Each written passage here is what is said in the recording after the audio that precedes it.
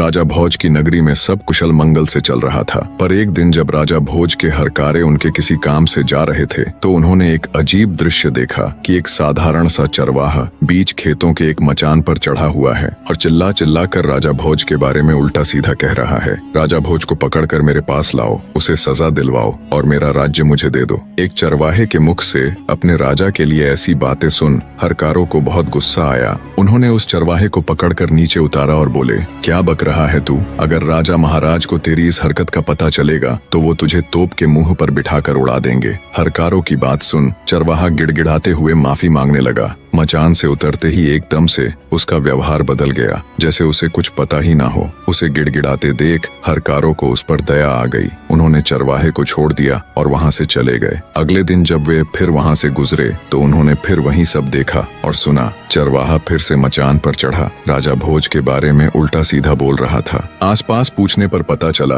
वो खेत किसी कुम्हारिन का था। जब भी वो अपने खेत में कोई फसल उगाती तो पूरे खेत में बहुत अच्छी फसल होती, पर उस मचान वाली जगह पर एक पौधा तक नहीं उगता था। आखिर कुम्हारिन ने उस जगह पर एक ऊंचा सा मचान बनवा दिया ताकि इसके ऊपर चढ़कर खेत की रखवाली की जा सके। चरवाहे के बारे में पूछा तो पता चला कि वो एक साधारण सा चरवाहा है, पर पता नहीं क्यों जब भी वो इस मचान यानी चबूतरे पर चढ़ता है तो इसी प्रकार की बातें करता है और नीचे उतरते ही उसका व्यवहार बिल्कुल सामान्य हो जाता है। ये सब जानने के बाद राजा भोज के हरकारों को बड़ा अजीब लगा। उन्होंने राजमहल जाकर ये सारा किस्सा ज्यों का त्यों राजा के सामने कह सुनाया। सारी बात सुन राजा भोज को भी बड़ा अचरज हुआ। हमारे राज्य में तो सब लोग सुख शांति के साथ रहते हैं, फिर वो चरवाहा ऐसी हरकत क्यों कर रहा है? जरूर इसके पीछे कोई तो बात है। हरकारे बोले, महाराज हमें तो लगता है उस मचान में ही कोई गड़बड़ है, क्योंकि जब भी वो चरवाहा उस पर चढ़ता है तो ऐसी बातें करता है, लेकिन जैसे ही वह नीचे उतरता है फिर से साधारण मनुष्य बन जाता है। सब जानने के बाद आश्चर्य के साथ राजा भोज बोले, अगर ऐसा है तो तुम मुझे तुरंत वहाँ ले चलो, मैं अपनी आंखों से ये सब देखना चाहता हूँ। राजा भोज ने अपने सैनिकों और दूतों को साथ लिया और कुछ ही समय में उस रहस्यमयी चबूतरे के पास जा पहुँचे